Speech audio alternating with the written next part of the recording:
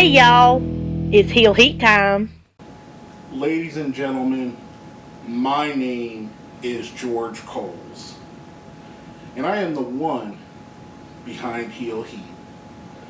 And in case you didn't notice, and this is a little bit different intro than used to seeing from me in the Heel Heat show, we're doing a Heel Heat review. And in case it wasn't obvious, ladies and gentlemen, my name is Paul Heyman. Is the DVD or Blu-ray?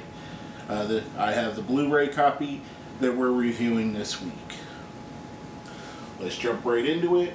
We got Paul Heyman comes out, talks about his early beginnings, being a kid from New York, trying to break in and learn the business as a photographer, just a teenager, I believe 14 or 15. He pushes his way backstage into Madison Square Garden, gets into the good graces of Vince McMahon Sr., the good graces of the Grand Wizard, Lou Albano, and Freddie Blassie, which, if you knew the WWF at the time, were four of the most powerful guys you could have on your side, Vince, of course, being the most powerful. We get some of that, some of the interaction with other people. This part we see from Pro Wrestling Illustrated, Bill Apter talking about how pushy he was and how much of a guy that he pushed his way into getting what he wanted. Next up, we see it transitions into him being a photographer and then promoter for probably one of the biggest nightclubs that have ever existed. I'm not going to mention it by name here. I'm not going to spoil it for you because even a super fan of Paul Heyman like myself, I knew he had promoted some stuff in that club for wrestling, but I didn't know he was actually the club promoter. So it was kind of a cool little revelation that happened there for me. Coming from that, we find out that Bam Bam Bigelow talks him into becoming a manager. He manages a team called the Motor City Madmen and the Northeast Promotions. Also does some commentating work, which we start to see the groundwork and foundation for the rest of Paul Heyman's career. He gets into the promotions by promising to put their photographs that he takes into one of the 3 wrestling magazines that he runs. Again, the guy just out-hustles people to get where he needs to be. Leads us down to Florida where Kevin Sullivan stays there. He's there for a little while before Jim Crockett buys the Florida promotion, which leaves him without a job. He's called up by Bigelow again, who says come up to Memphis. Goes to Memphis, rubs everybody the wrong way, somehow befriends Austin Idol. And it's said in the extras that he believes Austin Idol did it to stick it to Jerry Lawler, but Austin Idol demands that Heyman become his manager. He manages Idol and Tommy Rich, which one of the hottest feuds and hottest interactions in the history of Memphis wrestling is their feud with Jerry Lawler. Jerry Lawler gets his head shaved. There's cage matches. There's a scaffold match, which is a famous Paul Heyman Jerry Lawler story, which he covers. I believe that's part of the extras, but he covers it on the DVD. Just a great way to see the guy that, even though he rubbed people the wrong way, he was so innovative and so creative that they had to use him. Coming from there, we get him going to AWA, where he manages adorable Adrian Adonis and the original Midnight Express of Dennis Condrey and Randy Rhoads, which, in all honesty, are the first version with Norvell Austin of the Midnight Express, so they weren't lying about it. Oops. Almost had a mishap there. Got it back though. Come from that, he gets the exposure there, takes the Midnight Express to WCW with him. Midnight Express end up leaving WCW. He gets the Samoan SWAT team, which is the head shrinkers from WWE. Also a very young Rikishi Fatu, who y'all know as Rikishi. Goes from there, transitions into being an announcer with Jim Ross. Learned so much from Jim Ross about the wrestling business that he credits him to what he would become later on.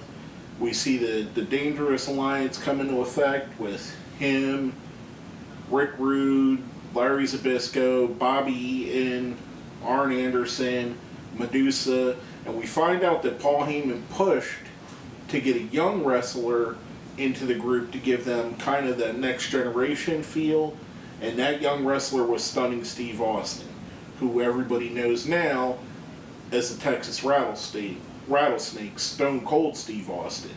He's seen something in him even then that made him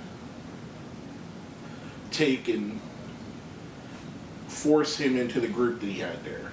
We find out that Paul gets fired from WCW. He declines to comment on why.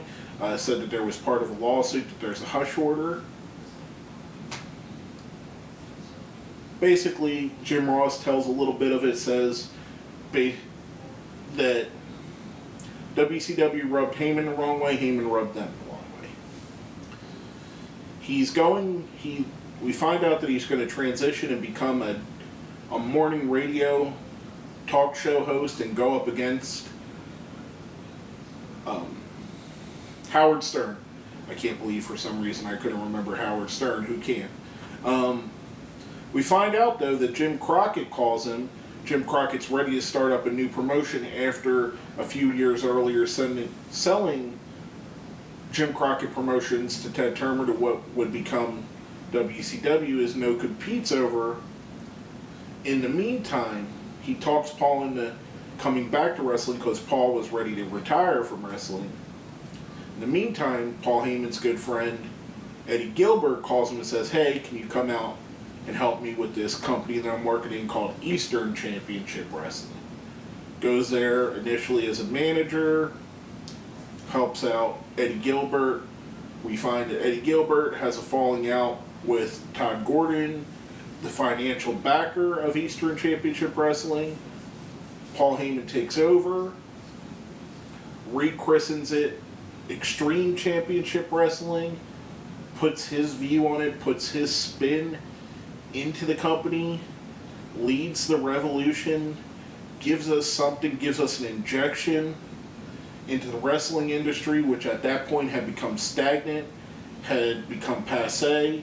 What we were seeing on WCW and WWE was cartoon wrestling that was dated, and now we got this for the 90s promotion, playing 90s music, 90s style characters. He speaks about he's using rap music when there's a lot of promoters that don't know what rap music is. He talks in depth about the struggles, about the highs, the low, the triumphs, how much he works on ECW, how much it meant to him, how much it meant to everybody, and of course the fall of ECW, where he just couldn't get the financial backing to keep it going. We learn, you learn a little here. A lot of it has been said before. Great to hear coming right from the horse's mouth, some of the stuff that was going on, some of the things you learned about. But if this portion of the DVD or Blu-ray was all that there was the ECW portion, and it's the largest chunk of the DVD. I'm glossing it over because I don't want to give away too many spoilers. I want you guys to go out and watch this on your own and form your own opinion. This is the largest chunk of the DVD, and rightfully so. It's what Paul Heyman is most known for. If this was the only thing on the DVD, it would be worth the purchase itself. Then we get to where Paul Heyman comes out on Monday Night Raw, replacing Jerry Lawler as the commentator. We find an interesting dichotomy between him and Jim Ross. I thought they were a great group. I thought it was an injection of fresh blood into the mix. It gave us something different than what we had with Lawler.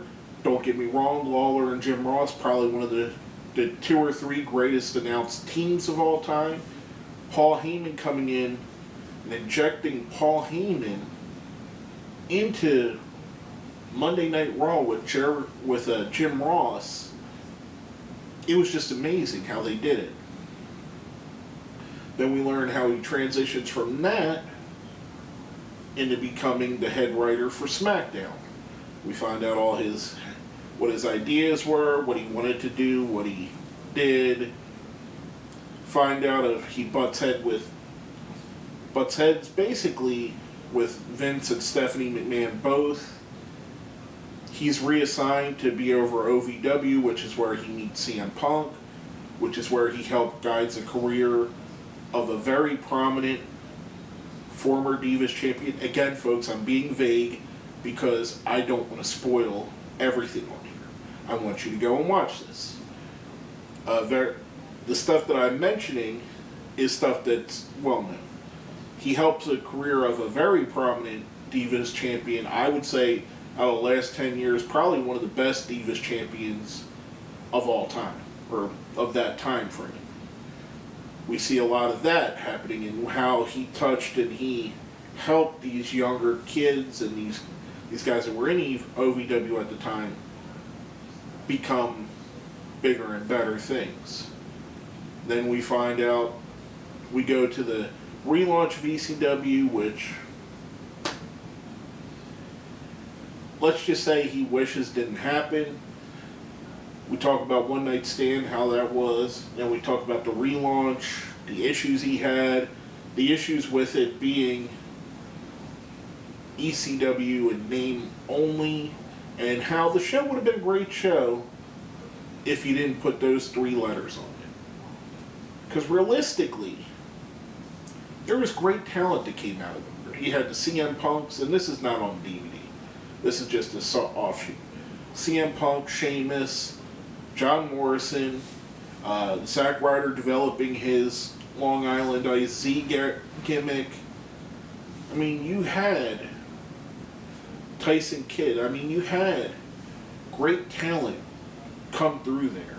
You had a great, basically, buffer between the developmental and the main rosters.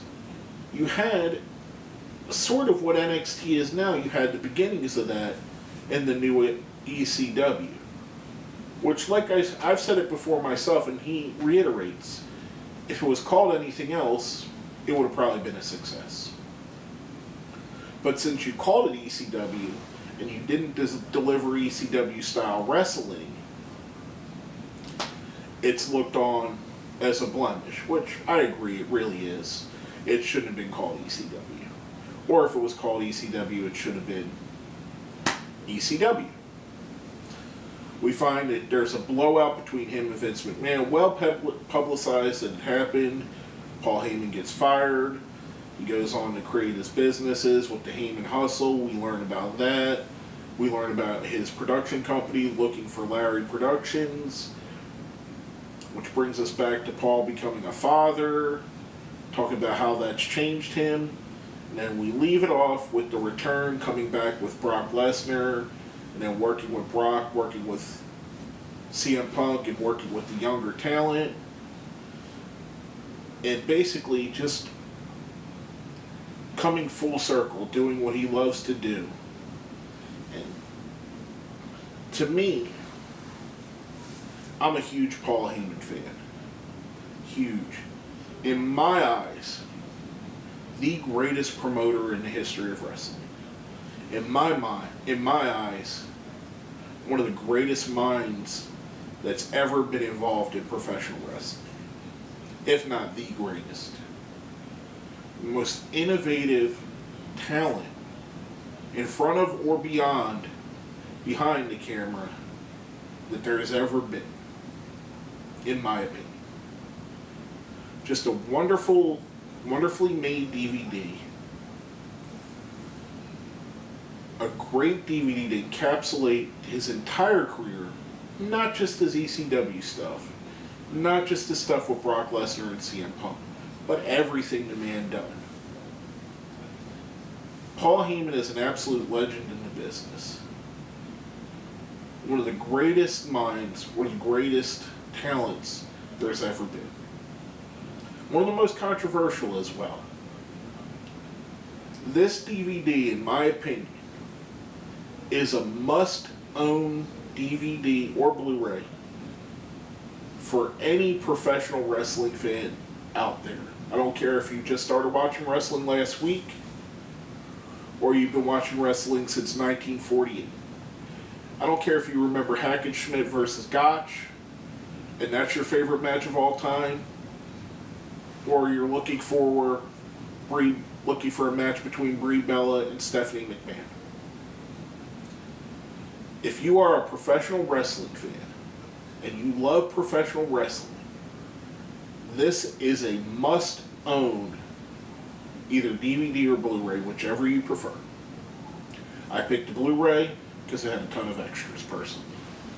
Paid a little bit more to get more of Paul Heyman, which in the long run, to me, it was worth it. But definitely a must-buy. We do a rating system on when we rate our shows, a 1 to 5 scale. This is by far beyond a 5. It is great, just a great documentary. Tons of great extras, tons of great promos on the extras. It is very much, in my opinion, the 3 best documentaries they've done so far are The Life and Times of Mick Foley and the CM Punk one. Or The Story of Mankind, whatever they call the Mick Foley one. But anyway, Mick Foley's and CM Punk's, this is right up there with them. Probably, to me, a step above them even. And that's going far, saying that Mick Foley's my favorite wrestler of all time. CM Punk is one of my favorite semi-current wrestlers. I know he's partially retired now, or is retired now. But anyway, just a wonderful DVD. If you are at all on the fence about buying this, jump off of that fence, go to your local store where you can buy DVDs or Blu-rays, go to Amazon.com, and go on WWE.com. Purchase this Blu-ray or DVD. You will not be disappointed. But basically, that's all I have to say about that. My name is George Coles. This has been a Heel Heat review of Hello, my ladies and gentlemen. My name is Paul Heyman, and I'm a Paul Heyman guy.